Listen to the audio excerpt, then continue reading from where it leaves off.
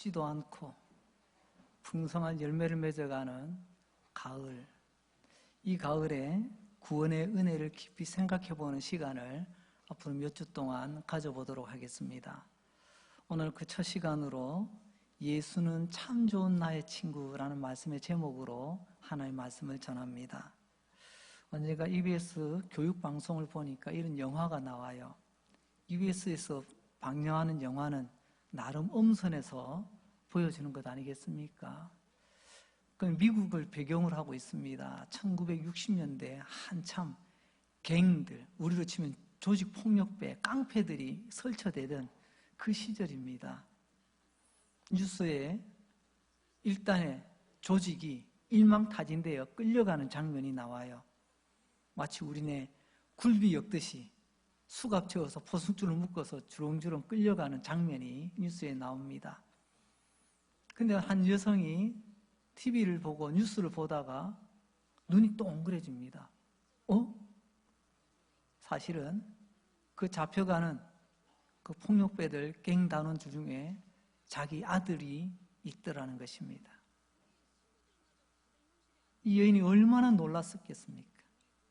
내 아들이 TV에 나오는데 그것도 범죄자로 끌려가는 모습. 여인은 그 장면을 보고 외칩니다. 아니야. 내 아들이 그럴 리 없어. 내 아이가 얼마나 착한데. 내가 낳아서 기르고 지금까지 내가 함께 했는데 내가 제일 잘 알지. 뭐가 잘못된 걸 거야. 빨리 경찰서 가서 우리 아이 잘못 없다고. 우리 아이가 저 나쁜 친구들하고 어울리는 바람에 이렇게 된 거라고. 그런 내용이었습니다.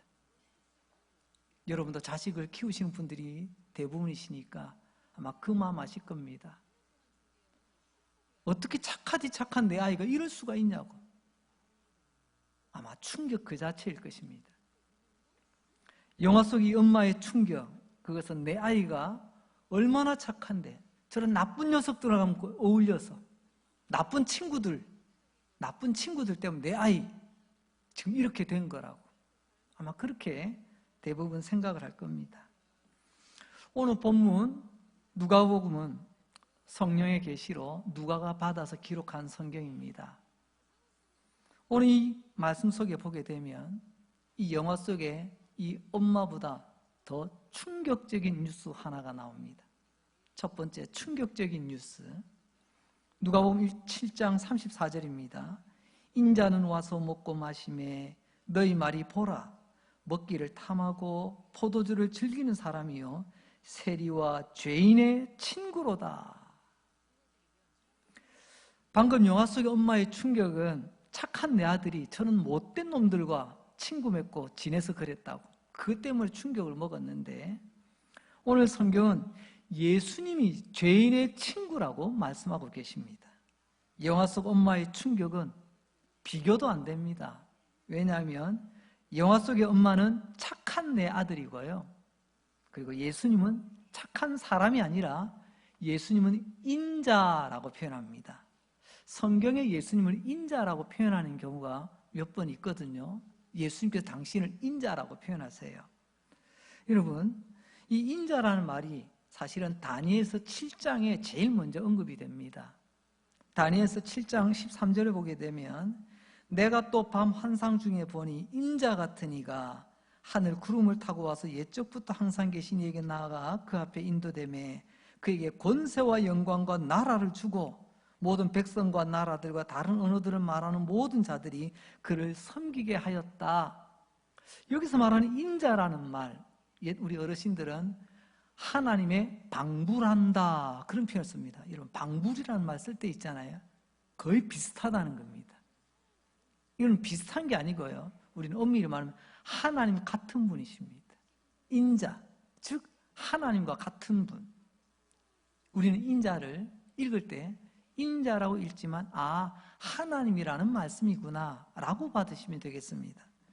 그분에게 권세와 영광과 나라를 맡겨주셨다고 했습니다.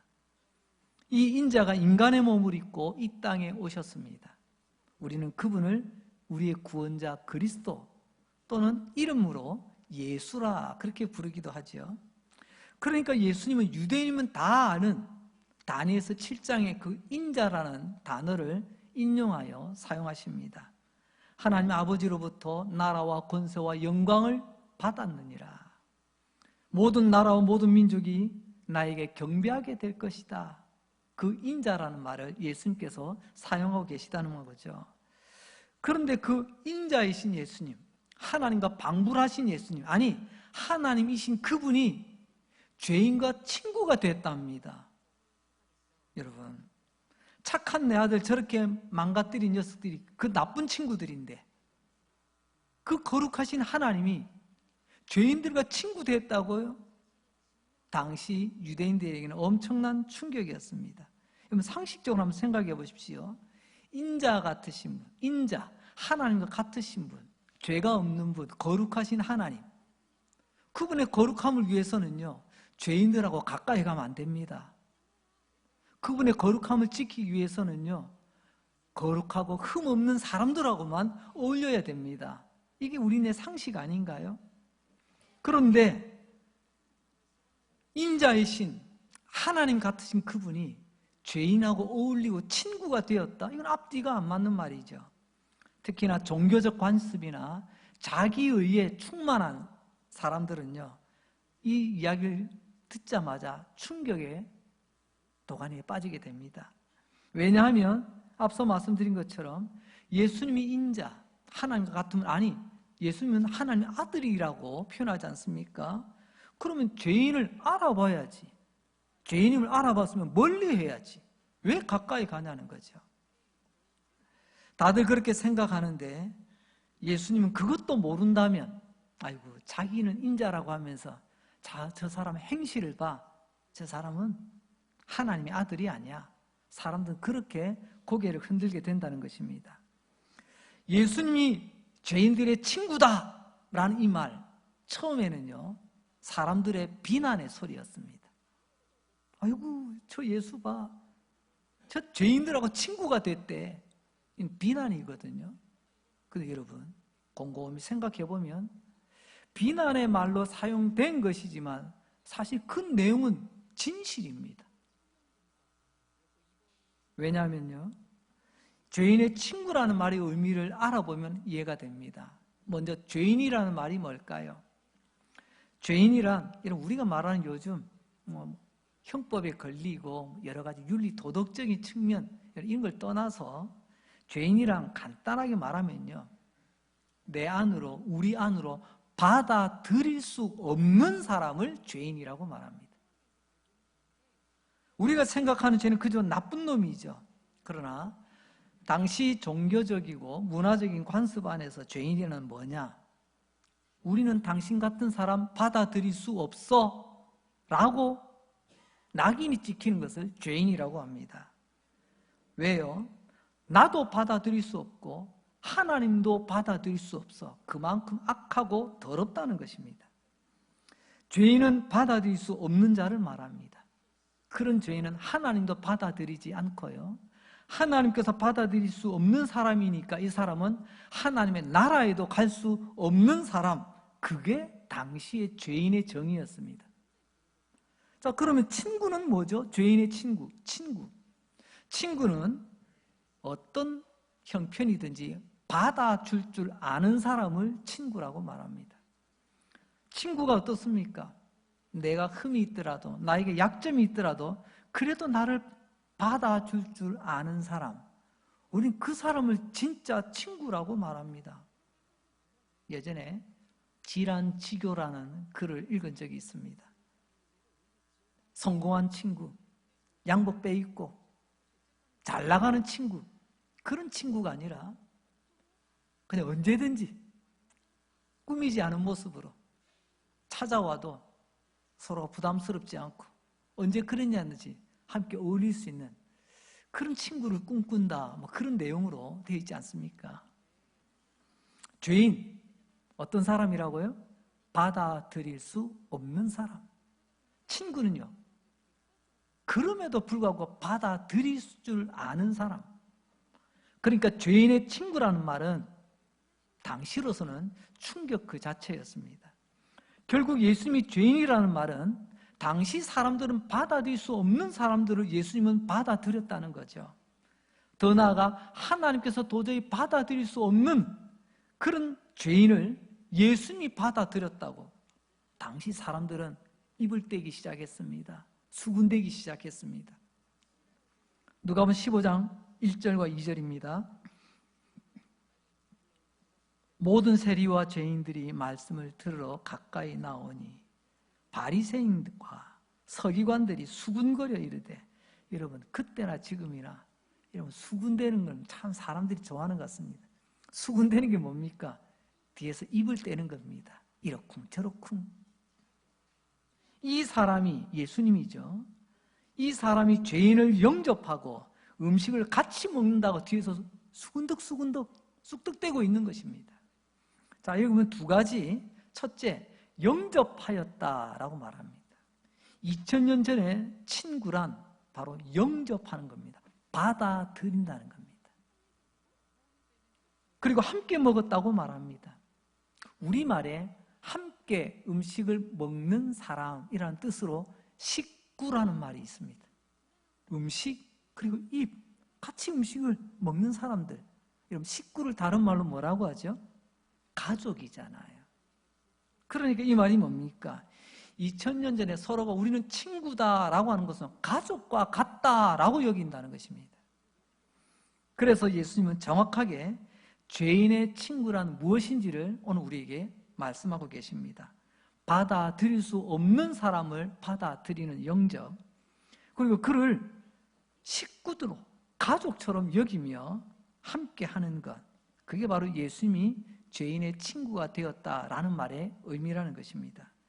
자, 그럼 두 번째로 예수님은 왜 죄인들의 친구가 되었을까요?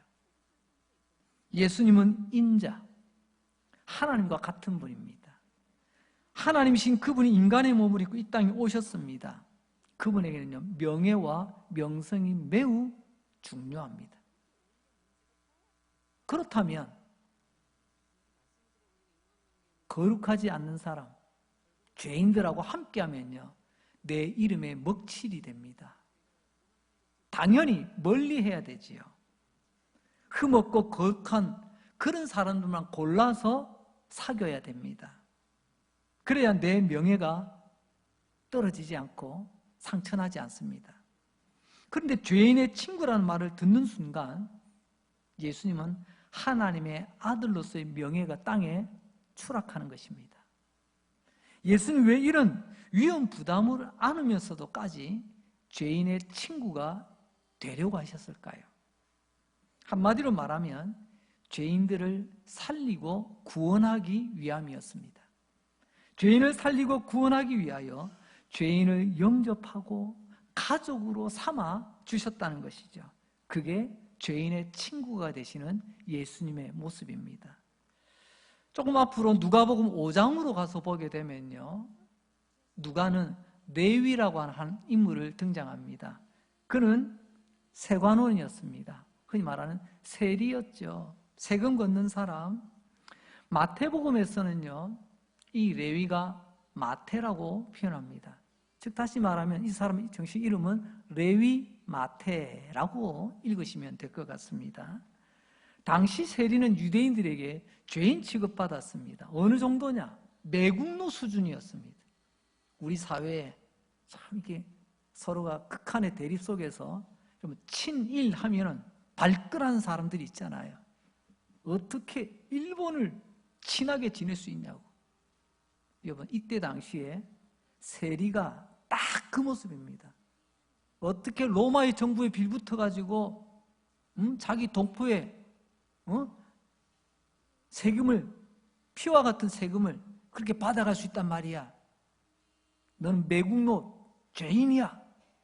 아마 오늘 우리네 일본에 대한 감정을 이때로 이입해보면요, 거의 비슷할 것 같습니다. 그 레위 마태가 무슨 이유인지 잔치를 벌였습니다. 그 사람들을 초대합니다. 오늘 우리 집에 큰 잔치를 벌였는데 맛있는 음식도 드시고 한때 즐거운 시간 보내시기 바랍니다. 이런 내용이었을 겁니다. 그러니까 주변에 알렸죠. 그래서 이제 많은 사람들이 그의 초대를 받습니다. 그런데 절대로 이 레위 마태의 초대장을 아예 받으려고도 하지 않는 사람들이 있습니다. 설령 받았다 할지라도 그 초대장 열어보지도 않고 찢어버리는 사람, 또 열어서 읽었다 할지라도 난 안 가 하고 버려버리는 사람들도 있었습니다. 누굴까요?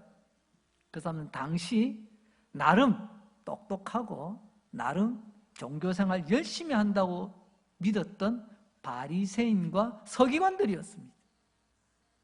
왜냐하면 나의 거룩함이 손상당하면 안 되거든요. 나의 거룩함을 지키기 위해서는 나는 저 죄인들하고는, 저 죄인 세리하고는 같이 안 놀아. 그래서 같이 안 간다는 거죠.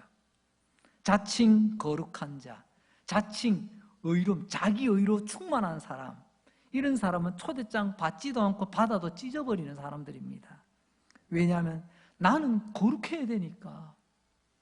그렇다면 예수님은 어떻게 하셨을까요? 사람들은 내가 거룩하기 위해 죄인들하고는 어울리면 안 돼 라고 생각하고 있는데, 하나님의 아들이신 그분, 인자, 그분은 어떻게 하셨을까요? 그것은 누가복음 5장 31절을 보면 우리가 알 수가 있습니다. 사람들은 비난하지만 예수님이 이렇게 반응하시죠. 예수께서 대답하여 이르시되 건강한 사람에게는 의사가 쓸데없고 병든 자에게라야 쓸데있나니 내가 의인을 부르러 온 것이 아니요 죄인을 불러 회개시키러 왔노라. 자칭 거룩하고 자칭 자기 의로움에 도취되어 있는 사람들은요, 예수가 죄인의 친구라고 비꼬았습니다. 비난했습니다. 하지만 그때 예수님은 건강한 사람에게는 의사가 필요 없어, 이 한마디로 그 떠들던 입을 봉해버리십니다. 무슨 말이죠? 나는 거룩하고 의롭기 때문에 이렇게 생각을 하고 있는 사람에게는요, 예수님이 필요 없다는 것입니다. 오늘 예수님께서 말씀하시는 이 세리, 레위 마태는 당시 사람들이 보기에는 아주 나쁜 놈이었어요. 나쁜 사람. 그래서 죄인이라고 하잖아요. 그런데 예수님은 그 마태를 어떻게 보았을까요? 그것은 바로 죄인은 나쁜 사람이 아니라 아픈 사람이라고 보셨다는 것입니다.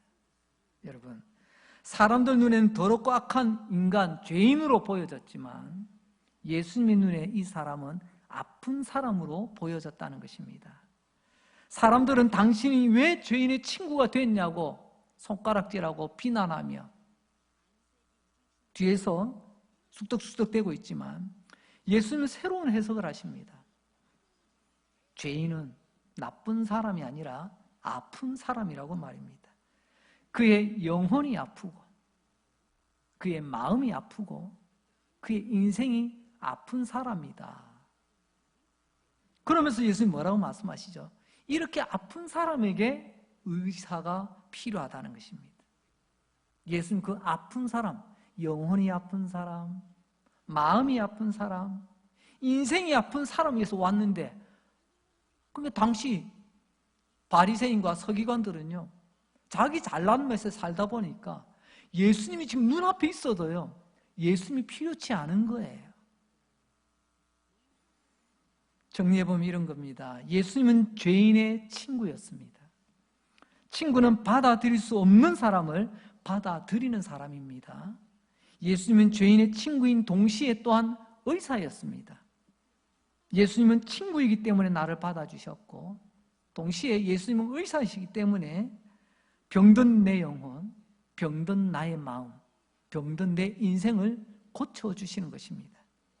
그래서 주님은 나의 참 좋은 친구가 되시는 것입니다. 나의 참 좋은 의사가 되시는 것입니다. 이것을 우리는 한마디로 묶어서 구원자 예수 그리스도라고 우리는 표현하기도 합니다. 자, 이제 조금 뒤로 한번 가볼까요? 누가복음 저 19장에 가서 보면 삭개오라고 하는 인물이 등장합니다. 여러분, 삭개오, 우리는 키 작은 삭개오 생각합니다. 그의 직업이 뭐죠? 세리장입니다. 앞서 레위 마태는 세리라는 이유만으로 죄인이라고 사람들에게 그죠? 손가락질 당하고 욕먹고 따돌림을 당했잖아요. 근데 삭개오는요, 그 세리들을 거느리고 있는 여러분 대장입니다. 대장. 쉽게 말하면 세리장은요 국세청장이고요, 세리는 국세청 직원이라고 생각하시면 됩니다. 이런 삭개오, 죄인들 중에서도 우두머리, 이 말씀을 준비하다 보니까 버뜩 사도 바울의 고백이 생각나더라고요.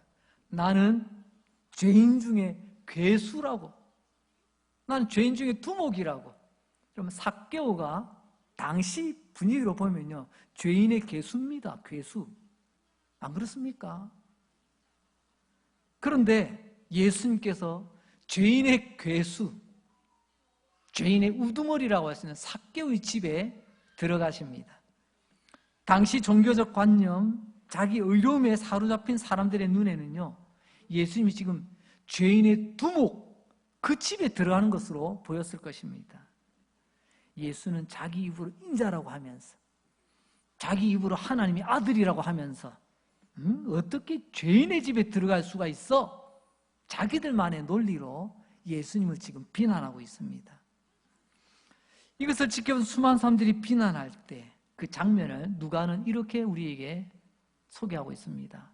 누가복음 19장 7절 말씀, 뭇 사람이 보고 수군거려 이르되, 그죠? 저가 죄인의 집에 유하로 들어갔도다. 사람들 뒤에서 쑥덕쑥덕댑니다.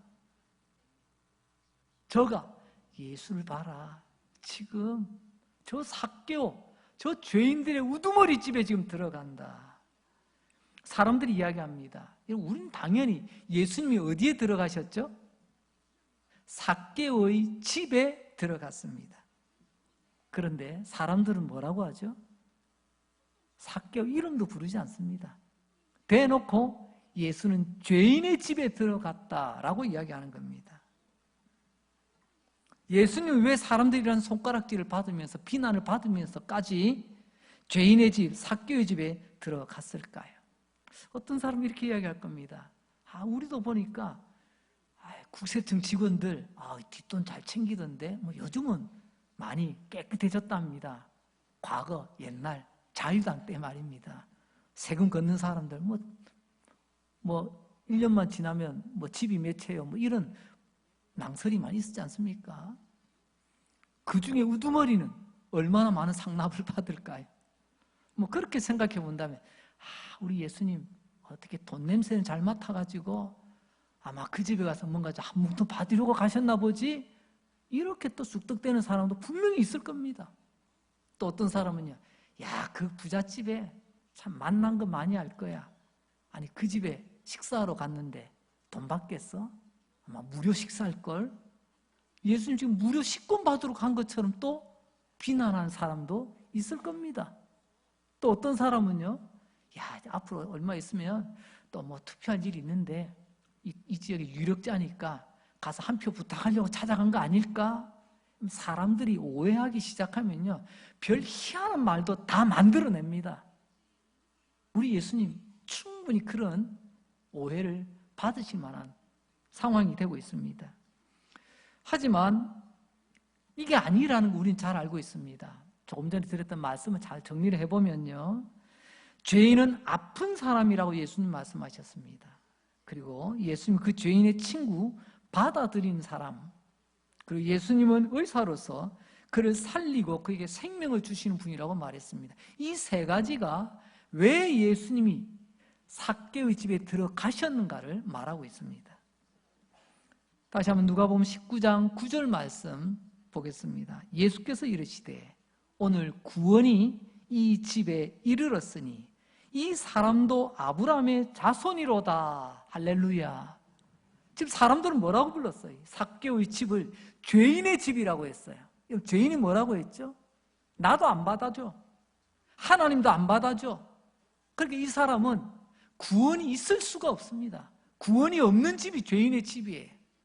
근데 예수님, 오늘 이 집에 구원이 찾아왔답니다. 이르렀답니다. 그리고 이 사람은 아브라함의 자손이다. 너희만 아브라함의 자손이냐? 이 사람도 아브라함의 자손이라는 거예요. 바로 죄인의 집을 구원받은 집으로 예수님이 바꾸어 주십니다. 사람들에게 죄인으로 손가락질 당하고 그야말로 왕따 당하던 삭개오를 너희들하고 똑같은 아브라함의 자손이야. 이 삭개오가 아브라함의 자손이 아니라면 너희도 아닌 거야. 논리로 그렇게 되는 것 아니겠습니까? 그렇습니다. 예수님은 구원을 위하여 삭개오의 집으로 들어가셨습니다. 왜요? 예수님이 구원이시거든요. 예수님이 찾아간 곳, 그곳에 구원이 이르렀습니다. 예수님이 찾아간 곳에 남들은 다 외면하여도 예수님은 받아주십니다. 예수님, 다른 사람들은 아니라 해도 예수님은 너희는 구원받은 백성이 맞다, 아브라함의 자손이 맞다고 예수님은 인정해 주십니다. 오늘 우리가 바로 이러한 은혜를 입은 것 아니겠습니까? 세상은 나와 친구하기 싫어하지만 예수님은 나를 친구 삼아 주십니다. 세상은 나를 나쁘다고 오해하고 매도하기도 하지만 예수님은 아니야, 네가 아픈 거야. 나의 아픈 영혼 만져주시고 아픈 내 마음 만져주시고 아픈 내 인생 주님께서 만져주시기 위해서 예수님 우리 가운데 찾아오신 것입니다. 이게 예수님 말씀하시는 죄인의 친구라는 의미였습니다.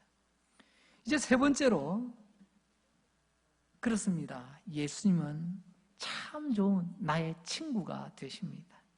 받아줄 수 없는 인간을 받아주시고 살려주시고 구원할 필요가 없는 인간 살려주셔서 구원하여 주십니다. 자칭 거룩하고 의롭다는 사람은 손가락질하고 비난하고 비판하며 비꼬았지만, 그러나 우리 예수님은 죄인의 친구라는 말, 나는 너의 친구라는 것을 몸소 보여주십니다. 함께 하시고 함께 먹고, 그리고 또 예수님이 선언하시죠. 이곳에 구원이 임하였느니라. 너도 아브라함의 자손이니라. 오늘 삭개오 같은 나, 삭개오 같은 우리에게 찾아오신 예수님, 참 좋은 우리의 친구인 줄로 믿습니다. 로마서 5장 8절은 이 부분을 이렇게 설명을 해주고 있습니다. 우리가 아직 죄인 되었을 때에 그리스도께서 우리를 위하여 죽으심으로 하나님께서 우리에 대한 자기의 사랑을 확증하셨느니라. 하나님께서 우리를 어떻게 사랑하시는가를 지금 레위 마태를 통하여 삭개오를 통하여 몸소 보여주고 있는 것입니다. 레위만 죄인이 아니라 삭개오만 죄인이 아니라 제가 죄인입니다. 우리 모두가 죄인입니다. 세상은 거들떠 보려고도 하지 않아요. 우리가 죄인 되었을 때 친구 되신 예수님 먼저 우리 위하여 찾아오셨습니다. 그리고 나 위하여 죽으셨습니다. 예수라는 친구는 나 위하여, 사람들은 손가락질하고 뒤에서 이러쿵저러쿵 쑥덕대는데 예수님은 묵묵히 십자가에서 죽으셨습니다. 이게 하나님께서 우리를 향한 하나님의 사랑이라고 오늘 우리에게 말씀하고 계십니다. 그리고 이 말씀이 곧 이어서 이 모든 것이 하나님의 지혜라는 말로 오늘 본문은 이렇게 매듭을 짓고 있습니다. 아니, 생뚱맞게 갑자기 지혜라는 말이 왜 나오나요? 누가복음 7장 35절 오늘 본문의 말씀을 현대인의 성경으로 한번 바꾸어서 읽어보겠습니다.